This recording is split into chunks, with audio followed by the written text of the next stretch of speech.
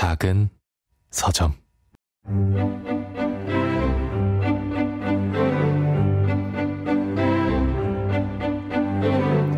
안녕하세요. 작은 서점에서 장강명의 인생책 코너를 맡고 있는 소설가 장강명입니다.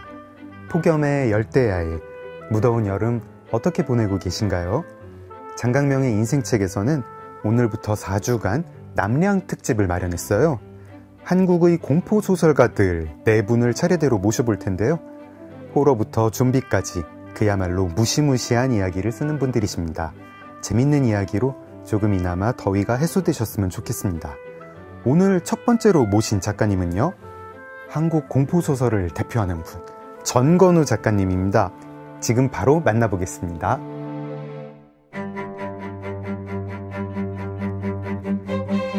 전건우 작가는 호러 전문 소설가입니다. 어릴 때부터 무서운 이야기를 들려주는 걸 좋아했다고 하는데요. 2008년 단편소설 선잠을 발표하며 데뷔를 했고, 공포, 미스터리, SF, 장르를 가리지 않고 살벌한 작업량을 자랑하고 있습니다. 은퇴 전까지 50권의 장편소설을 완성하는 걸 목표로 삼고 있으며 호러와 미스터리의 요정으로 불리는 걸 내심 좋아합니다. 대표작으로는 밤의 이야기꾼들, 소용돌이, 고시원 기담, 살롱드 홈즈, 마귀 같은 장편이 있으며 뒤틀린 집은 2022년 영화로도 제작되어 개봉되었습니다.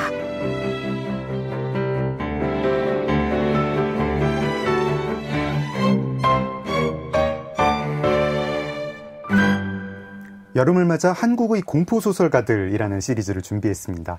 지금 가장 활발히 활동하고 또 앞으로 작품이 궁금한 공포소설가 4분을 모셔서요.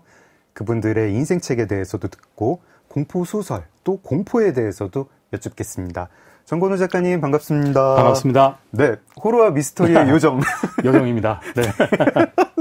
처음에 그 요정 그 멘트는 누가 시작을 한 건가요? 이게 네. 스티븐 킹이 호러의 제왕이잖아요. 네. 근데 저를 보고 이제 그냥 한국의 스티븐 킹이라고 해주시는데 네. 저는 그게 너무 쑥스럽고 몸둘 바를 모르겠더라고요. 그런데 가만히 보니까 네. 선점 효과라는 게 있더라고요. 네. 뭐 호러의 제왕은 누가 또 있고 뭐 네. 호러의 황태자 뭐 또 누가 있고 뭐 이럴 텐데 요정은 아무도 없더라고요. 그래서 제가 생각했죠. 호러와 미스터리의 요정이 되겠다. 요정. 네. 그렇다고 해서 뭐 드워프나 오크가 되고 싶지는 않으니까. 네. 저희가 또 뭐 호러 소설의 퀸이 될 수는 없잖아요. 그렇죠. 타고나기를 좀 네, 이렇게 네. 퀸이 될 수 없는 맞습니다. 몸으로 타고나서. 네. 그래서 요정. 네. 네. 요정. 엘프는 너무 많이 나간 것 같고 요정 정도가 딱 알맞다. 네. 호러 요정 전건우 작가님. 제가 한국의 공포소설가들 시리즈를 이제 시작을 하면서 네. 당연히 첫 초대 손님은 전건우 작가님이시다. 이렇게 생각을 했습니다. 감사합니다. 네. 요즘 좀 근황 어떠세요? 요즘이요. 지금 이제 아시겠지만 무더위가 한창이잖아요. 네. 이럴 때는 저도 굉장히 모기처럼 네. 활발하게 활동할 때가 바로 이 시즌이거든요. 네. 이게 초대해 주셨잖아요. 뭐 강의도 많고요. 특강도 많고, 그리고 뭐 작가와 독자 만나는 자리도 많고, 네. 유튜브 같은 데도 이제 뭐 채널 같은 데 가서 뭐 괴담 같은 걸 또 소개한다든지 이런 식으로 글을 쓰면서도 또 대외 활동도 많이 하는 시기가 딱 이 여름입니다. 네. 사람들이 또 이제 공포소설에 대해서 궁금해하고. 맞습니다. 네. 추천도 받고 싶어 하고. 6, 7, 8. 6, 7, 8. 네. 네. 가장 바쁘고. 네. 네. 그때가 이제 좀 살아있다라는 느낌을 받을 때 그렇습니다. 네. 저희도 내일 2부에서 이제 네. 공포소설이란 무엇인가, 뭐 추천 뭐 이런 거 좀 해주셔야 됩니다. 그렇죠. 당연히. 네. 아껴뒀던 거 많이 풀어놓도록 하겠습니다. 알겠습니다. 네. 오늘은 이제 작가님의 인생책 듣는 시간인데요. 저희가 초대 손님께 인생책 3권을 골라달라고 부탁을 드리고 3권 보내주시면은 그 중에 이제 이야기 나눌 거 한 권 골라가지고 말씀을 듣죠. 저희는 링을 주제로 이제 이야기를 나눌 텐데, 네. 3권 골라달라고 부탁드렸더니 공포소설만 보내주신 건 아니었어요. 그렇죠. 네. 네. 미카엘 앤드의 모모, 그리고 스즈키 코지의 링 1편, 그리고 스티븐 킹의 애완동물 공동묘지 골라주셨습니다. 링 1편은 차차 얘기해 보기로 하고, 네. 모모랑 애완동물 공동묘지 소개 좀 해주세요. 알겠습니다. 네.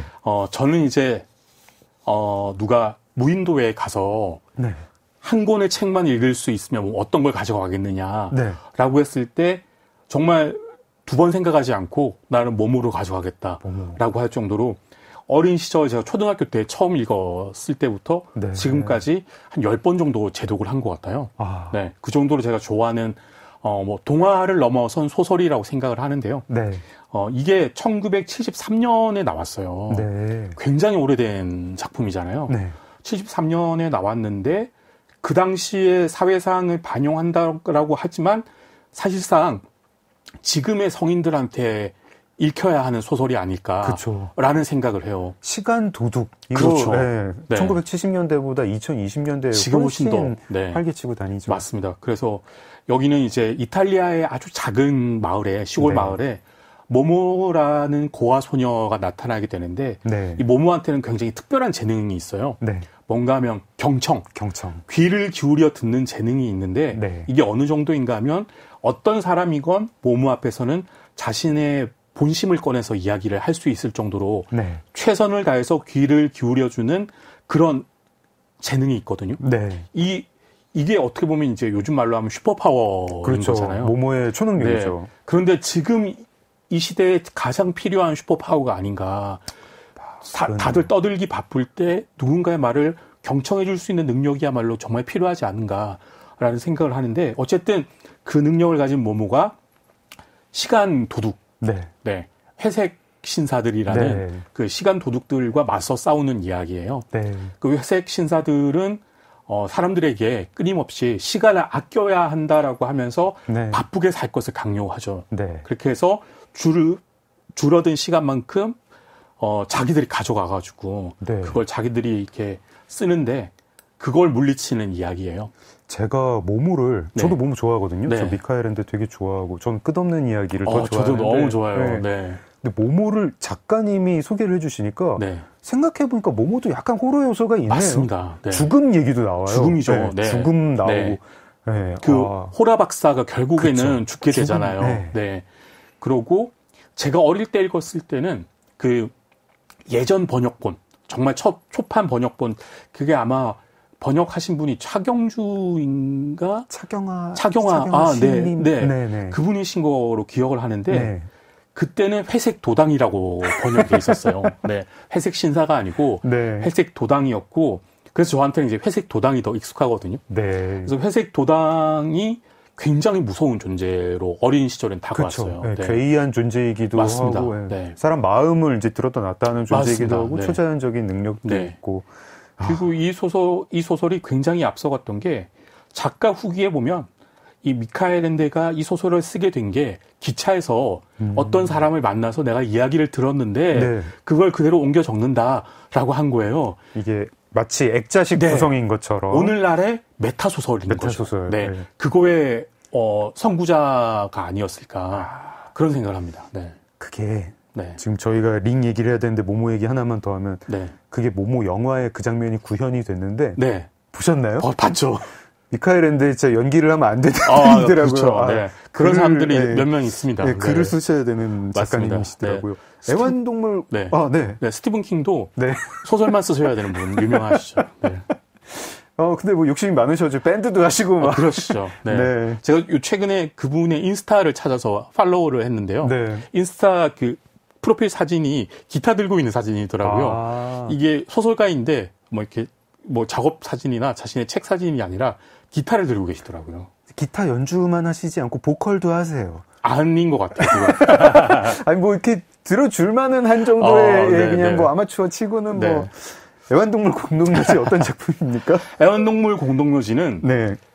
스티븐 킹의 여러 작품들이 있잖아요. 정말로 네. 많이 쓰시고 78세인 지금도 신작을 끊임없이 발표를 하시는데 너무 놀랍습니다. 네. 가장 뛰어난 작품이 뭐냐라고 하면 굉장히 여러 사람들이 나는 이 작품이다 저 작품이다 하겠죠. 네. 그런데 제일 무서운 게 뭐냐라고 누군가가 묻는다면 저는 애완동물 공동묘지를 추천하겠습니다. 아, 그래요? 네. 스티븐 킹 작품 중에 제일 무서운 작품은 저는 애완동물 공동묘지라고 생각을 해요. 그리고 스티븐 킹 본인도 네. 자기가 쓴 작품 중에 아마 제일 무서운 게 아닐까? 자기도 쓰는 동안 초고를 쓰는 동안 너무 힘들었다. 네. 심지어 아내도 초고를 읽으면서 무서워서 끝까지 읽지를 못했다라는 네. 이야기를 할 정도로 굉장히 무시무시한 작품입니다. 네. 애완동물 공동묘지 이거 참 저는 이 아이디어를 이렇게 그러니까요. 네. 항상 보면은 뻔한 아이디어 같은데 맞습니다. 네, 네. 뻔한 아이디어 같은데 네. 참 재능이 참 너무 부럽습니다. 네. 이게 보면 아이가 이제 사고를 당하는 네. 장면이 나오는데 실제 스티븐 킹의 아들이 사고를 당할 뻔했고 그 상황을 똑같이 그걸 이야기로 풀어냈다고 하더라고요. 그렇군요. 예, 그래서 더 스티븐 킹은 초고를 쓰면서 더 감정이입을 해서 쓸 수밖에 없었고 그렇군요. 무시무시한 작품이 나올 수밖에 없었죠. 네. 부럽습니다. 그저 부러울 뿐. 자, 이제 링 얘기를 해보겠습니다. 네, 알겠습니다. 작가님, 근데 그 작가님의 에세이, 제가 너무 좋아하는 에세이, 난 공포소설가에 네. 링 읽었을 때 이야기가 되게 나와요. 맞습니다. 네, 네. 링 읽었을 때 얘기를 되게 무섭게 쓰셨더라고요. 막 그 장면이 공포소설 같이 나왔는데, 네. 일단은 뭐, 사서 읽으신 게 아니라 도서관에서 맞습니다. 누군지 네. 모르고 그냥 그렇죠. 네. 설명해 주십시오. 네네. 링은 운명과도 같은 만남이었어요. 저에게는. 그런 책들이 좀 있잖아요. 네. 아니, 그냥 뭐 도서관에서 뽑아 읽는 것도 다 운명 같은 만남인 거예요? 그렇죠. 네. 네. 아니요, 그냥 예를 들면 이런 거예요. 아주 수많은 이 작품들이 있는데, 네. 저는 그때 스즈키 코지라는 이름도 몰랐었는데, 네. 그리고 링이라는 작품의 존재에 대해서도 몰랐던 거죠. 네. 그리고 도서관에서는 이제 그게 뭐 섹션이 뭐 호러, 이렇게 장르별로 돼 있지 않고, 그렇죠. 그냥 이렇게 뭐 책 제목, 뭐 순, 아니면 저자 순, 뭐 한국문학, 해외문학 뭐 그렇게도 분류돼 있고, 800 네. 어쩌고요? 해외문학에 뭐 그렇죠. 일본 문학에 어디 꽂혀 네. 있었겠죠? 그렇게 돼 있는데 아시겠지만 표지도 그다지 무섭거나 그렇지 않아요. 네. 네. 표지 정말 무성이. 네, 난해한 표지죠. 네. 그런데 제가 그걸 읽게 됐단 말이에요. 그게. 운명이군요. 네, 제가 생각하기에는 작가들이건 독자들이건 네. 꼭 한번 운명의 책을 만나게 되는데 저한테는 스즈키 코지의 링 1권이 바로 그런 책이 아니었나라는 생각을 해요. 그때 이제 이 책을 집어들 때 이제 시기가 네. 또 작가님께 굉장히 좀 힘든 시기였다고 하셨어요. 맞습니다. 네. 네. 그때 이제 어머니께서 병환 중이셨고 네. 저는 이제 대학에 진학을 할지 아니면 군대에 가야 할지 네. 이제 어머니 병환이 중이었기 때문에 돈은 굉장히 많이 들었고 그리고 저희 집은 아주 유명하게 못 사는 집이었거든요. 네. 그래서 뭐 예를 들어 요즘 뭐 수저 이야기 많이 하는데 네. 저희들은 수저가 없었어요. 흑수저 아래 무수저. 무수저. 무수저. 네. 그래서 뭐 거의 뭐 저기 인도에서 손으로 먹듯이 그렇게 할 수밖에 없었는데 네. 그 정도로 상황이 안 좋았어요. 네. 스트레스가 엄청 많았었거든요. 네. 그래서 제가 그때 믿었던 제 능력이라고 나는 창의력은 있는 사람이야 네. 라는 생각을 좀 가지고 있었어요. 근데 그거 가지고 나 뭐 하지? 창의력은 있는데 난 그거 가지고 할 게 없는데 이게 사실 작가님이 그 고등학교를 졸업하신 게 아니라 검정고시를 맞습니다. 네. 하면서 네. 약간 뭐 요즘 같으면 뭐 그런 때 뭐 학교 선생님이 뭐 진로 네. 상담을 해주신다거나 뭐 그런 게 전혀 없었죠. 또래 뭐 친구들하고 뭐 얘기를 한다거나 이런 네. 것도 없고 네. 작가님께는 그 도서관을 19살 소년이 네. 다니면서 약간 뭐 좀 현실 도피를 하고 싶은 그런 심정도 있었을까요? 링이라는 그럼요. 때는. 네, 그 작품 그냥 소설을 많이 읽었어요. 네. 네, 무조건 소설을 많이 읽었고 소설을 읽는 동안은 사실 말씀하신 것처럼 현실 도피를 할 수가 있었죠. 감정이입을 하고 내가 그 안에서 뭔가 다른 삶을 살게 되는데 근데 유독 호러에 끌렸어요. 그때도. 네. 네. 왜냐하면 내가 대입을 해보니까 네. 지금 내 삶이 되게 피폐해야 하더라도 요 호러 소설의 등장인물 누구보다는 내가 낫구나라는 생각을 반대로 했었던 것 같아요. 그렇군요. 네. 링. 네, 말씀하시죠. 네. 링 때문에 작가님 장래 희망이 결정됐다고요? 네, 그렇죠. 네. 그 전까지도 스티븐 킹도 많이 읽었고, 여러 호러 소설도 많이 읽었고, 했는데, 링만큼 충격적으로 다가오는 호러 장르 소설이 없었어요. 네. 그때 제가 받았던 충격이 어느 정도였는가 하면, 거진 한 사나흘을 링과 관련한 꿈을 계속 꿀 정도였어요. 네. 그러고, 왜 이런 작품 있죠. 어떤 작품은 너무 압도적이라서 네. 와 나는 이런 걸 쓰지 못하겠어 라는 작품이 있는가 하면 저한테 링이라는 작품은 네. 나도 이런 거 한번 써보고 싶다. 내 뒤통수를 때리는 네. 나도 누군가의 뒤통수를 시원하게 때릴 수 있는 이런 이야기를 만들고 싶다라는 그런 에너지를 굉장히 뿜어내게 만드는 작품이었어요. 제가 아마 작가님이랑 비슷한 때 읽었던 것 같아요. 네. 이게 링이 약간 뭐 대단한 마케팅 없이 없었어요. 한국에 네. 그냥 소개돼가지고 맞습니다. 스즈키 코지 뭐 그때 유명한 작가 아니었고 아니었죠. 그래서 저도 그냥 읽었었는데 네. 너무 재밌는 거예요. 너무 재밌었죠. 근데 그 기간이 짧았어요. 읽은 사람들이 다 네. 너무 재밌어 이러는 바람에 네. 금방 영화 나오고 그렇죠. 뭐 한국에서도 나왔잖아요. 한국판도 있죠. 신은경 배우님이 네. 나오는 네. 한국 영화도 나오고 이래가지고 링이 그 다음에 막 무슨 공포의 대명사가 됐는데 진짜 그랬죠. 예, 그때까지 시간이 별로 그렇게 오랜 맞습니다. 기간 길지 않았는데 네. 그 사이에 작가님도 이걸 읽고 그러니까요. 네. 네. 그래서 이게 어느 누군가한테는 그냥 재밌는 작품일 수도 있지만 저에게는 인생책이고 제 진로를 희미하게나마 좀 밝혀준 책. 네. 예, 그렇게 저에게는 좀 각인돼 있습니다. 나도 이런 걸 쓰고 싶어 해서 네. 공포 소설가로 그때 진로를 네. 정하신 거고. 네. 예를 들어서 스티븐 킹 작품들은 재미는 있지만 나는 이렇게 못 쓰겠어. 이렇게 투철하고 막 엄청 막 광대하게 꼼꼼하게 쓰지를 못하겠어. 네. 라는 생각이 들었는데 스즈키 코지의 링 1편은 정말 페이지도 잘 넘어가고 진짜 잘 넘어가요. 네. 그리고 무서운 장면은 텍스트로서 무서움을 느낄 수 있다는 걸 그때 처음 알았거든요. 네. 와, 이거 정말 대단하다.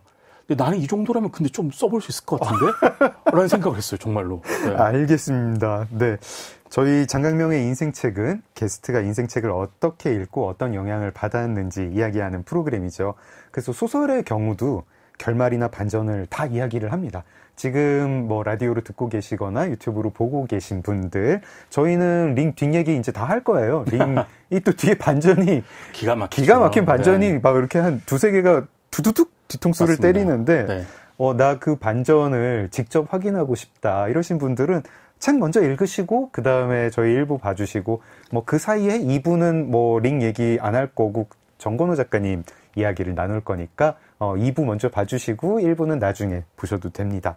그러면은 본격적으로 책 얘기하기 전에 링 1편에 대한 소개를 성우의 목소리로 간단히 들어보겠습니다.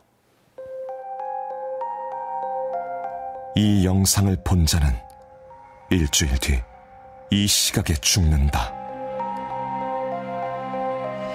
전건우 작가의 인생책 링 1권 바이러스는 초대형 베스트셀러 작가 스즈키 코지의 작품입니다.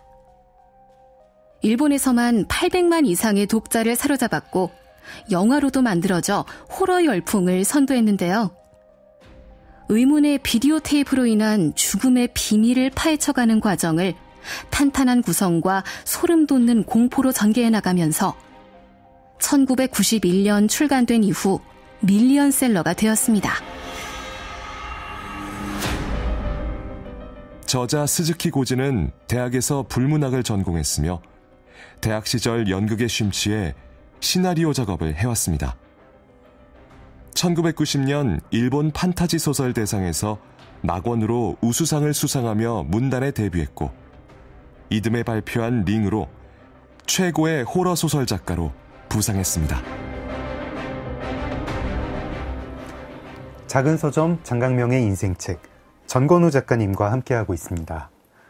근데 작가님 링이 그렇게 무서우셨어요? 저는 네. 이렇게 너무 재밌었는데 무섭지는 않았거든요. 그러셨어요? 네. 제가 그때 네.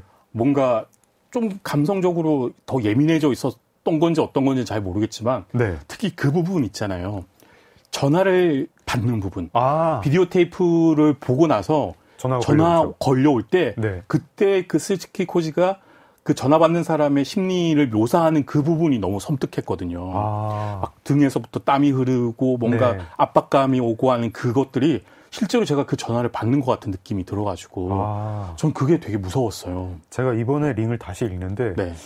그 사실은 이 소설 속 상황에서는 그 시간이 긴 시간이 아니잖아요. 그렇죠. 비디오가 끝났는데 맞아요. 전화가 걸려왔는데 네. 뭐 압박감이 와가지고 결국 네. 변기에 가서 토한다. 맞습니다. 네. 네. 뭐 그건데 한 서너 페이지 썼죠. 네, 엄청 길게 했습니다. 네. 네. 약간 그런 걸 무서워하시는군요. 네. 그래서 그런 심리적인 공포? 네. 사실 뭐 텍스트로 뭐 어떤 살인마가 나와서 뭐 해쳤다. 이런 거는 딱히 무서움을 전하지는 못한다고 생각을 해요. 네. 긴장감을 줄 수는 있겠지만. 네. 그런데 내가 감정이입을 하면서 주인공과 나를 동일시하게 만드는 건 심리적으로 조여오는 공포인 거고 네. 스즈키 코지가 그걸 굉장히 잘한 게 아닌가 싶어요. 이제 뭐 앞서서도 말씀하셨지만 이거는 이제 모든 결말이나 이런 거 다 이야기하니까 네. 말씀드리자면 사실 이제 이 작품은 딱 처음부터 어떤 저주받은 비디오 테이프를 보면 일주일 후에 죽는다라는 그 대전제가 깔리고 시작을 그렇죠. 하잖아요. 네. 그래서 타임 리밋이 정해져 있고 거기서 오는 긴장감과 네. 그리고 그 정말 아슬아슬한 마음 네. 그것들이 또 되게 긴장감 있게 표현돼가지고 이 작품이 더 재밌게 다가왔던 것 같아요. 저는 약간 읽으면서 물론 이제 호러물이지만 네. 약간 미스터리물로 생각을 했거든요. 그것도 네. 있죠. 네. 엄청 큰 수수께끼가 하나 나오잖아요. 맞습니다. 그런데 네. 이 수수께끼를 풀면 다음 수수께끼가 나오고 그렇죠. 갑자기 돌연사하는 젊은이들이 생겼는데 네. 왜 죽었지? 맞아요, 하고 맞아요. 했더니 네. 그 다음 수수께끼. 네. 근데 너도 걸렸네. 그렇지. 네. 네. 이거 어떻게 풀어야 되지? 하고 네. 이제 비디오 테이프에 그게 있는데 네. 이 저주를 푸는 방법은 근데 다른 게 딱 네. 광고가 나오잖아요. 네. 이게 요즘 이 밀레니얼 Z세대들은 이해를 잘 못할 것 같아요. 비디오 그렇죠. 테이프를 몰라가지고.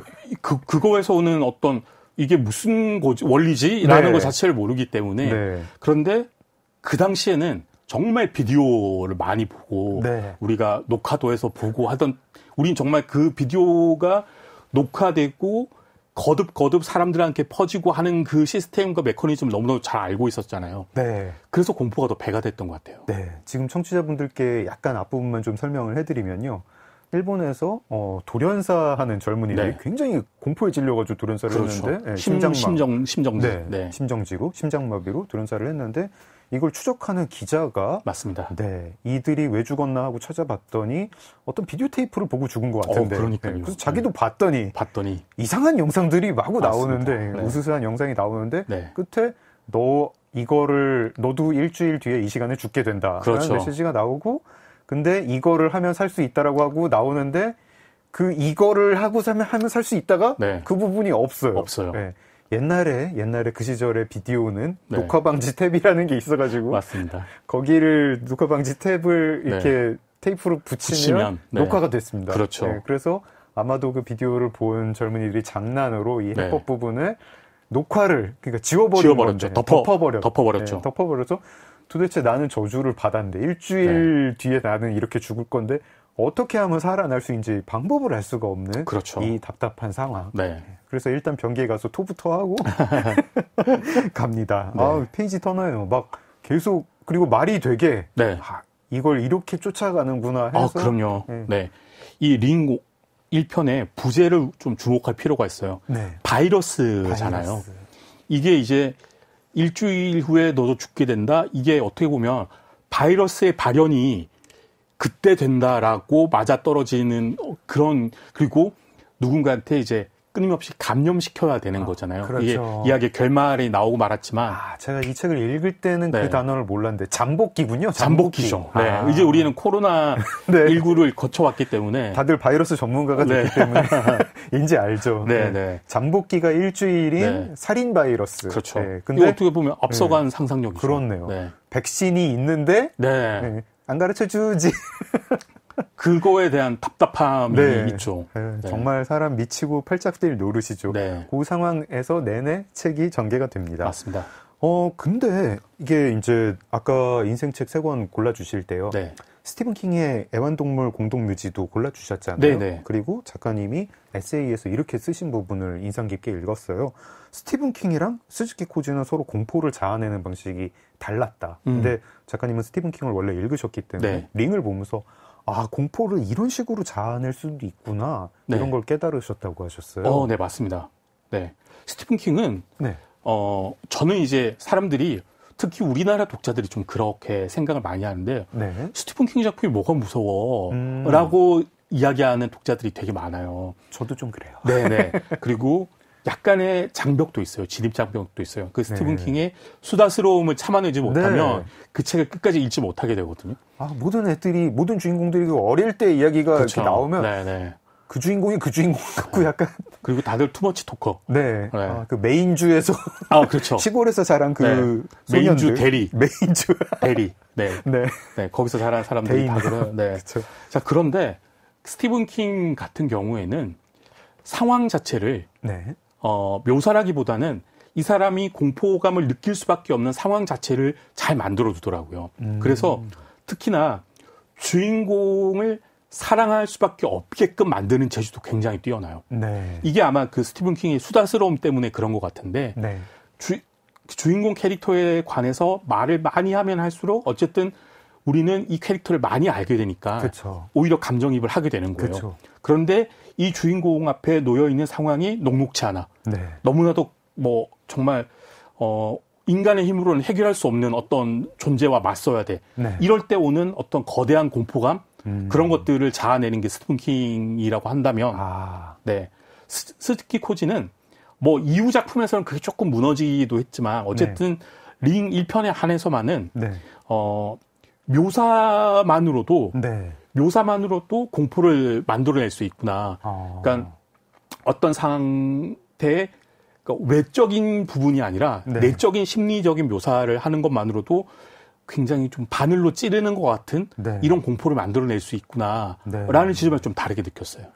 그런 것 같습니다. 스티븐 킹 보면은 그 주인공들 어린 시절 그렇게 보게 해가지고 결국 약간 친구처럼 느끼게 맞습니다. 한 다음에 얘네 막 괴롭히면서 그렇죠. 뭐 이렇게 한 4명쯤 등장시켜가지고 한 명씩 죽이면서 그러면서 이제 얘는 좀 안 죽었으면 좋겠는데 하는 요런 게 맞습니다. 있고 스즈키 코지는 뭐 이 링의 주인공 아사카와 어린 시절 뭐 이런 거 안 나오잖아요. 안 나오죠. 심지어 아사카와가 아주 호감 캐릭터도 아니에요. 그렇죠.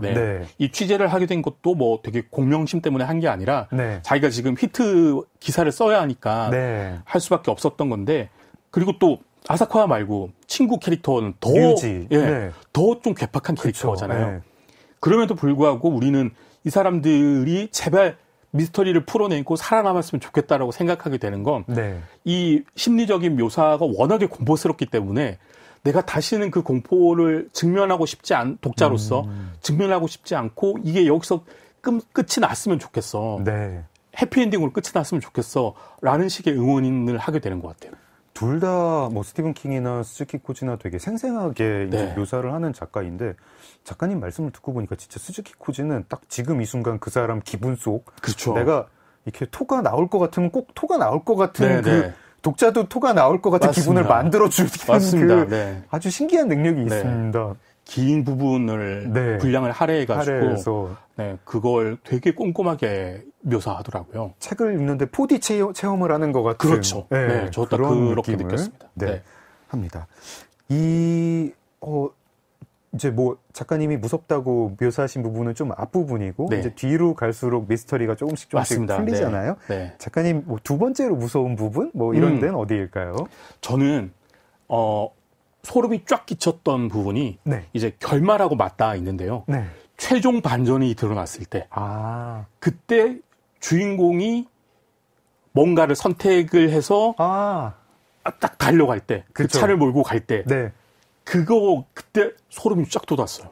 자, 저희가 그냥 반전을 말씀을 드리자면 드려주시죠.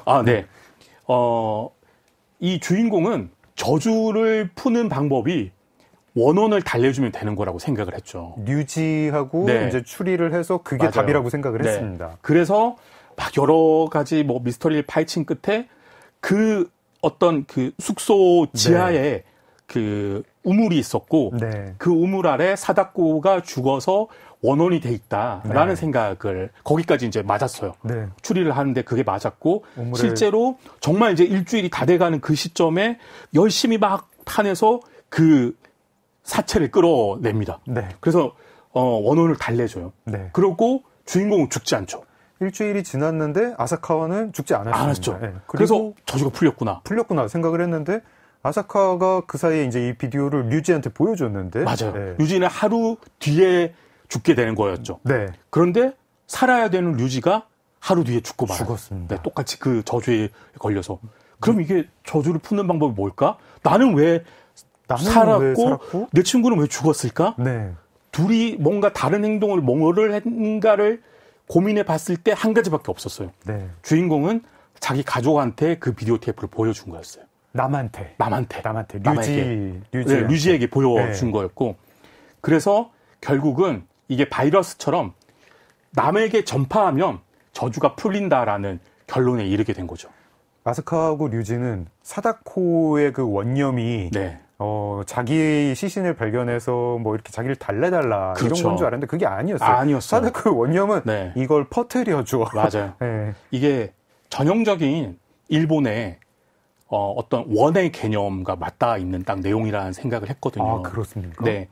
그 우리가 원한이라고 하잖아요. 네. 근데 우리나라는 이제 한의 정서 이야기 네. 많이 하죠. 예. 한은 몹시 서럽고 슬픈 이런 느낌이래요. 그래서 그거는 맺힌 응어리를 풀어주면 한은 풀리게 되는 거죠. 아, 그렇군요. 우리나라 귀신들은 뭔가 그래 너 그랬구나 이렇게 네. 하면 그렇습니다 하면서 스르르 올라가잖아요. 사또가 저 맞습니다. 연못을 파보아라 해가지고 네. 팠는데 그 예, 시신이 나와가지고 예, 네. 제사를 지내주면은 네. 예, 그냥 스르르 가죠. 예, 네. 한이 풀려서. 그런데 일본은 원의 네. 개념이거든요. 네. 원은 몹시 미워하고 증오하는 마음인 거예요. 얘는 밑도 끝도 없는 거예요. 네. 그래서 풀어줄 수가 없대요. 몹시 미워하고 증오하는 이 마음은 달래주거나 풀어줄 수가 없는 거죠. 네. 그래서 일본에서는 어떤 그 원념을 뭐 달랜다라는 개념이 없고 네. 이 존재는 퇴치할 수밖에 없는 거예요. 퇴마. 네네. 그래서 사실상 우리나라에는 퇴마사라는 직업군이 없었는데 네. 그런 단어가 생기고 직업군이 생기게 된 건 아주 뭐 정말 우스운 어떤 그건데 퇴마록이 나오면서부터요. 그러니까 약간 그 서브컬처의 네, 맞습니다. 유행이 이제 네. 약간 직업군을 만든 만들었어요. 거고 네. 원래 우리나라에 있던 그 약간 이제 주술 관련 직업군들은 네, 물리치는 게 아니라 네, 달래주는 거였군요. 네. 근데 이 링의 어떤 개념 자체가 네. 어떻게 보면 나와 나를 정말로 죽게 만든 사람 말고 모든 사람들 다 저주하겠다는 거잖아요. 그러니까 이 아사카와가 네. 해야 되는 일은 네. 달래주는 게 아니라 그렇죠. 자기가 받은 원을 다른 사람한테 토스하는 거예요. 그렇죠. 네. 네. 그래서 자기도 모르게 류지한테 토스를 했었고, 네. 네, 그래가지고 류지는 그 일을 안 했기 때문에 죽었죠. 죽었죠. 네. 근데 알고 봤더니 아사카가 몰래 아사카 아내와 네. 아이가 아이한테 보여주게 보여줬죠. 되었던 것입니다. 네. 어떡합니까? 그래서 마지막 장면이 그거였죠. 아사카와가 비디오 테이프 챙겨가지고 외가로 가는 거죠. 장인 장모한테 보여드리려고. 네. 장인 장모를 네. 죽음에 빠뜨리고 네. 내 아내랑 아이를 살리려고. 네. 네. 그래서 이런 링이라는 이 돌고 도는 관계, 네. 이 정말 바이러스가 돌고 도는 이 제목도 정말 잘 지었다고 생각을 하는데 네. 링 이 바이러스는 제목부터 결말까지 뭐 하나 부족한 게 없는 작품이다.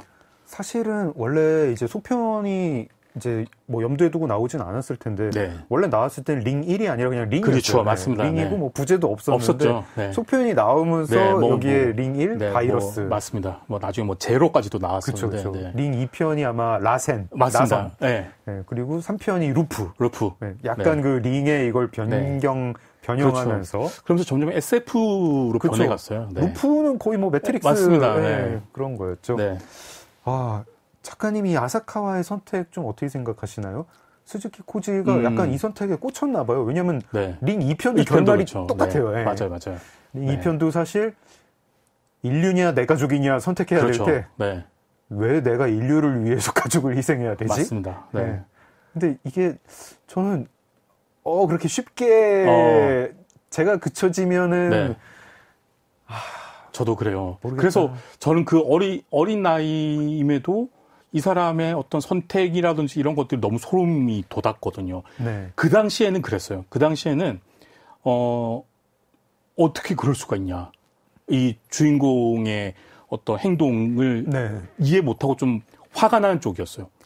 이게 여러 가지로 좀 시대를 앞선 작품인데 이 20세기의 장르소설 주인공이 이 정도로 이기적인 결단을 하는 그렇죠. 네, 그런 맞습니다. 주인공은 네. 좀 없어요. 그래서 너무 충격적이었고 정말 이기적인 결단으로 끝내버리는 거 아닙니까? 그래서 오히려 정말 끝장나게 재미있는 네. 결말이 나온 것 같아요. 그 결말까지도 뒤통수를 좀 맞습니다. 치는 네. 이거 해답 아니었어 뭐 이런 것도 컸지만 와 이제 어떻게 할 거야 할 때 이제 망설이지 않고 그렇죠. 장인 장모 죽인다.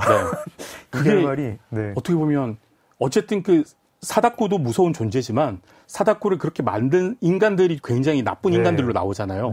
결국 이 작품도 인간의 사악함을 끝까지 밀어붙여서 보여주는 작품인 것 같아요. 저희가 영화 링 얘기도 조금 해보겠습니다. 그렇죠. 네. 저는 사실 영화 링 안 봤거든요. 저는 봤습니다. 근데 이제 많은 분들이 소설 안 읽으시고 이제 영화로 아실 그렇죠. 텐데 영화만 아시는 분들 훨씬 많죠. 이 영화의 제일 유명한 장면, 사다코가 TV에서 빠져나오는 소복 입고 빠져나오는 그 소설에 없잖아요. 없죠. 네. 제가 영화를 안 본 이유가 그게 너무 유치해가지고 아니 저게 뭐 왜 갑자기 텔레비전에서 그렇죠. 왜 귀신이 빠져나와 했는데 많은 분들이 그거를 되게 명장면으로 맞습니다. 얘기를 하시더라고요. 작가님은 좀 의견 어떠십니까? 저는 사실 소설이 한 100억 배 더 훌륭하다라고 생각을 합니다. 저도요. 네. 그 링 영화도 한국판도 보고 일본판도 봤는데 물론 링 영화만의 되게 독특한 어떤 지점은 분명히 있어요. 굉장히 저예산으로 만들어졌고 그렇기 때문에 저예산만이 줄 수 있는 그 날 것 그대로의 어떤 공포감이 있거든요.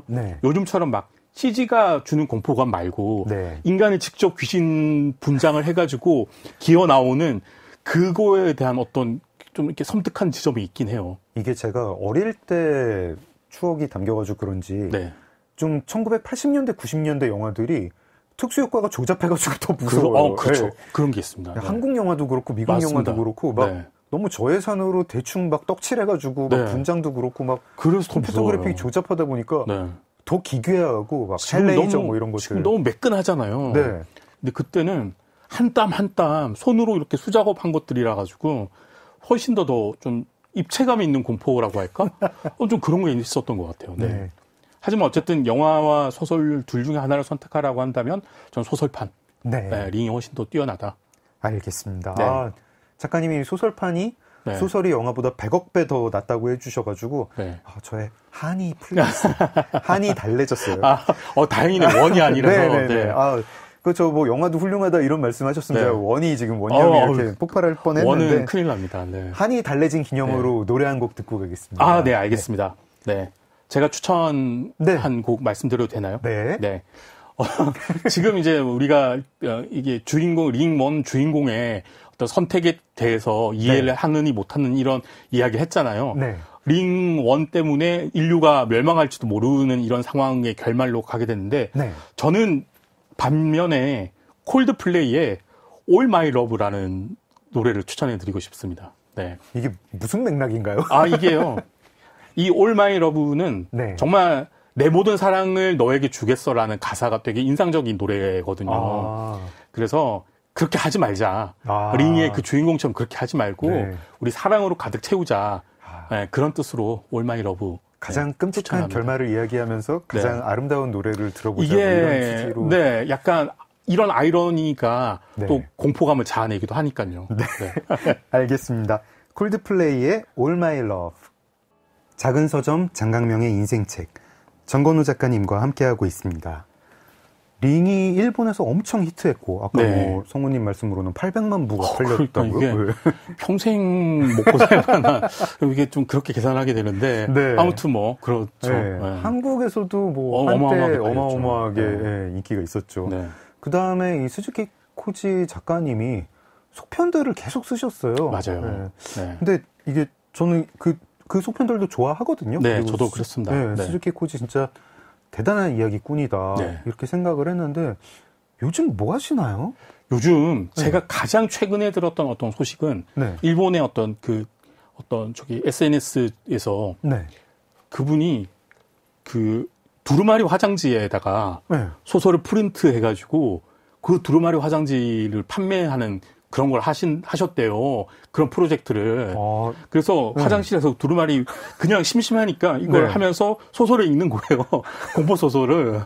그래서 신작 소설을 그렇게 발표하신 거예요? 네네. 그래서 그 다 읽고 나면 이제 읽은 만큼 칸을 뜯어가지고 해결을 하고 또 하고. 이게 어떻게 보면 되게 좋은 아이디어죠. 재밌는 아이디어긴 한데 자기 작품이 이제 뭔가를 닦는 용도가 그렇죠. 네. 어떻게 보면 뭐 굉장히 뭐라고 할까 자기 해체? 그 예술의 궁극은 자기 해체잖아요. 네, 거기까지 가신 것 같아요. 빨간 휴지 버전, 파란 휴지 버전도 나오면 좋겠네요. 그렇죠. 네. 근데 조금 아쉽긴 합니다. 이제 2000년대 초반까지 그렇게 왕성한 작품 활동을 하시다가 그렇죠. 이후에 갑자기 이렇게 연락이 끊기는 소식이 끊기는 작가가 됐다는 것도 맞습니다. 좀 그렇고 링 2편, 3편 뭐 외전들이 나쁘지는 않은데 이공력이면은 수익 확실히 잘 쓰는 분이니까 그렇죠. 다른 작품을 좀 쓰셨어야 되는 거 아닌가? 저도 그 생각을 해요. 이 링 세계관이 작가를 좀 삼켜버렸다? 갉아먹은 것 같아요. 네. 왜냐하면 이분의 이제 국내에 소개된 다른 작품 중에 검은 물밑에서라는 그 단편집이 있거든요. 그 검은 물밑에서는 그 자체로 단편이지만 또 영화화가 되기도 했는데 아주 잘 쓴 단편이에요. 그러니까 단편도 되게 잘 쓰시는 분인 거예요. 검은 물밑에서라는 작품도 굉장히 재밌는 작품인데 그런 것들을 좀 더 많이 활동을 하셨으면 좋았을 텐데 이게 사실 링 1편의 어떤 흥행 때문에 중압감이나 이런 것들이 생기지 않았을까. 그리고 전작을 뛰어넘는 후속작을 써야 한다라는 생각을 또 했을 것 같아요. 저는 그 링 1편 읽기 전에 사실 이분 데뷔작을 읽었었어요. 낙원. 낙원은 호러가 아니잖아요. 아니죠. 좀 이상한 판타지죠. 맞습니다. 인류 어떻게 보면 좀 장대한 판타지인데 인류 역사가 담긴 동아시아 부족의 기본적으로 약간 SF 쪽에 좀 관심이 있으셨던 것 같아요. 그런 것 같죠. 링도 뒤로 갈수록 SF가 되고. 근데 이렇게 잘 쓰는 분이 왜 안 쓰실까? 저는 그것도 스티븐 킹이랑 참 비교가 되더라고요. 제가 그래서 다른 작가들 다 좋아하고 저기 스키 코지도 좋아하고 딘 쿤츠 이런 작가도 좋아하고 정말 좋아하는 이런 호러 계열의 작가들이 많지만 그러면서 제가 스티븐 킹을 제일 존경하는 이유는 정말 성실하게 쓰기 때문이에요. 정말로 스티븐 킹 옹께서는 이분은 정말 소설을 쓰기 위해서 태어난 사람처럼 쓰는 그 태도가 너무 좋아서 저는 존경한다라는 이야기를 하거든요. 저는 사실 말씀하신 작가분들 중에 쿤츠도 진짜 좋아하거든요. 저도 진짜 좋아합니다.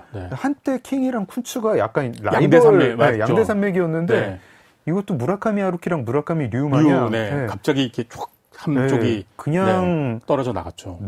이제 킹과 대적할 수 있는 사람은 아무도 없어요. 맞습니다. 그냥 킹이 되어버렸어요. 쿤츠는 한 5, 6년 정도 전에 우리나라에도 소개가 됐는데 오드 토머스 시리즈라고 그 귀신 유령을 보는 눈을 가진 어떤 아이 그 청년에 관한 시리즈물이 있었어요. 오드 토머스 이상한 톰 이런 거군요.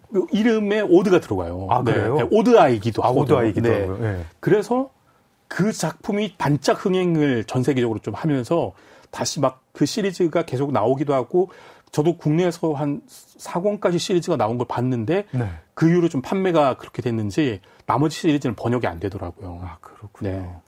킹 진짜 대단합니다. 근데 그냥 작품만 놓고 봐도 조금 근데 좀 신기한 게 링 이 작품은 저는 다시 읽는데도 재밌더라고요. 재밌죠. 너무 재밌는데 촌스럽지 않잖아요. 촌스럽지 전혀. 않죠. 근데 이게 진짜 약간 그냥 옛날에 유물이 되어버렸어요. 맞습니다. 다시 읽히는 책이 아니에요. 맞아요. 지금 제가 이 책을 구하려고 되게 애를 썼거든요.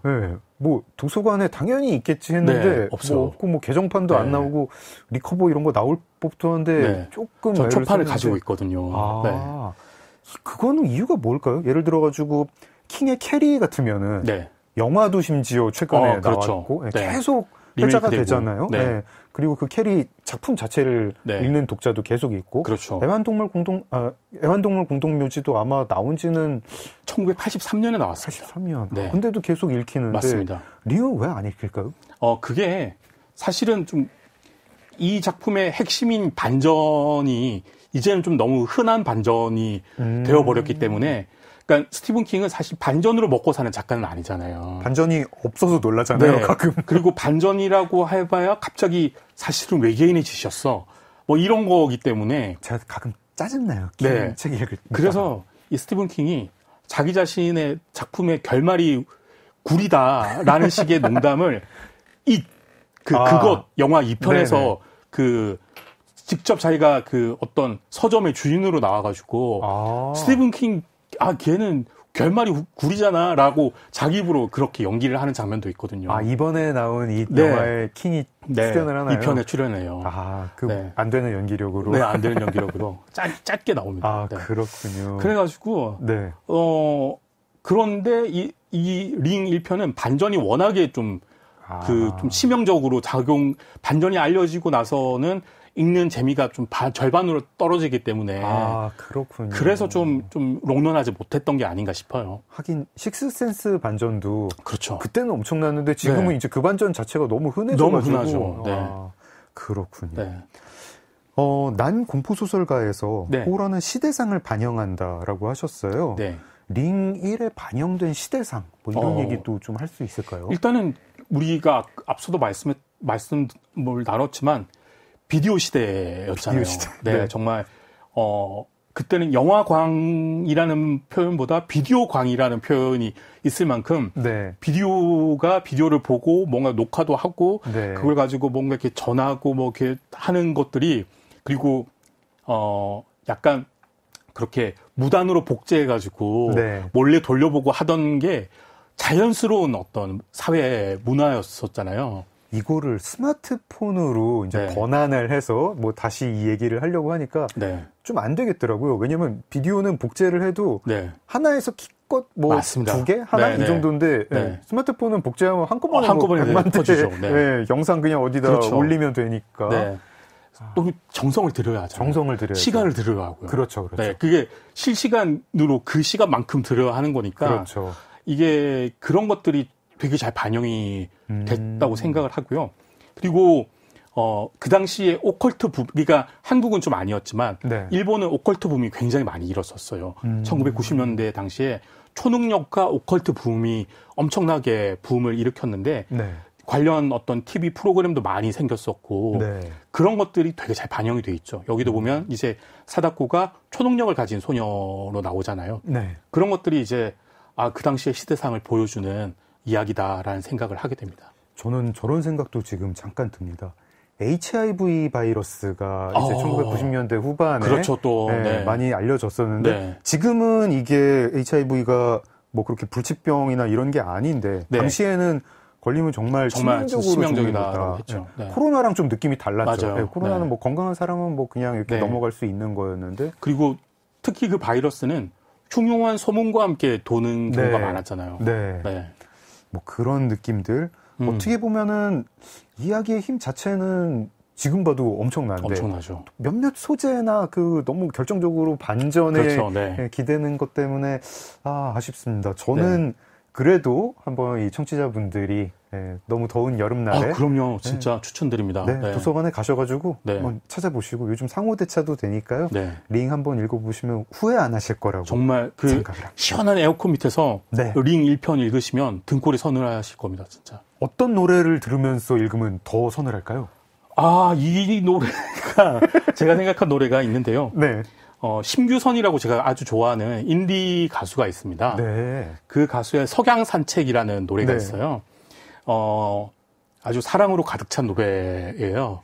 사랑으로 가득 찬 노래를 들으면서 링 1편 읽으면 등골이 정말 서늘할 것 같습니다. BGM을 그래서 석양이 질 무렵에 읽어보시라 라는 뜻에서 석양산책으로 골랐습니다. 알겠습니다. 도서관 문 닫기 직전에 석양을 맞으면서 링 1편 읽으시면서 딱 재밌을 때거든요. 그때가 7시에서 8시 사이. 온갖 흉흉한 것들이 깨어나는 시간. 모기. 그렇죠. 러브버그 뭐 이런 것들. 심규선의 석양산책 들으면서 장강명의 인생책 1부 마무리하겠습니다. 공포소설가 전건우 작가님과 함께했습니다. 작가님 내일 2부에서 뵙겠습니다. 감사합니다. 오늘 함께해 주신 청취자 여러분 고맙습니다. 작은 서점 장강명의 인생책 오늘 문 닫겠습니다. 소설가 장강명이었습니다.